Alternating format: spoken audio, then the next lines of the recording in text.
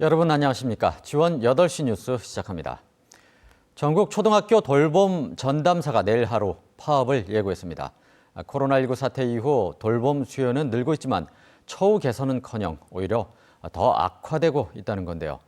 당장의 돌봄 공백은 파업이 예고된 내일 하루겠지만 접점을 찾지 못하고 있기 때문에 일회성으로 그치리란 보장이 없는 게 문제입니다. 보도에 송혜림 기자입니다. 전국 초등학교 돌봄 전담사가 내일 하루 파업합니다. 코로나19 이후 일은 늘었는데 처우는 그대로란 겁니다. 노조가 요구하는 전일제 전환은 받아들여지지 않는데 시간 외 공짜 노동은 많아졌고 정부가 돌봄 사업의 주체를 지자체로 전환하려 한다는 게 이유입니다. 시군마다 재정 여건이 달라 결국 돌봄 서비스가 민영화될 가능성이 커 고용 불안이 우려된다고 밝혔습니다.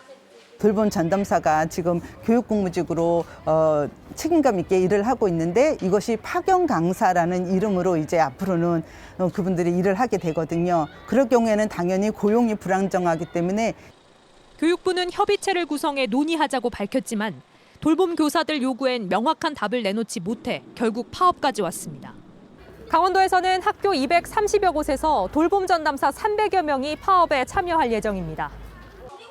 도내에서도 하루 7,000명 정도의 아이들이 방과 후에도 안전한 학교에 남아 보살핌을 받고 있는데 파업 소식에 학부모들 애가 타는 게 당연합니다.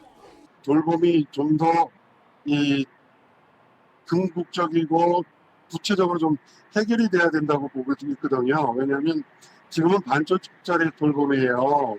네. 학교에서 4시간까지 아니면 이 여러 가지 특기적성 프로그램 이렇게 돌리는 것으로 끝인데 돌봄 교사 빈자리를 현직 교사가 맡으면 노조법 위반이어서 강원도교육청은 학부모가 직접 돌보는 것 외엔 뾰족한 수를 찾지 못하고 있습니다.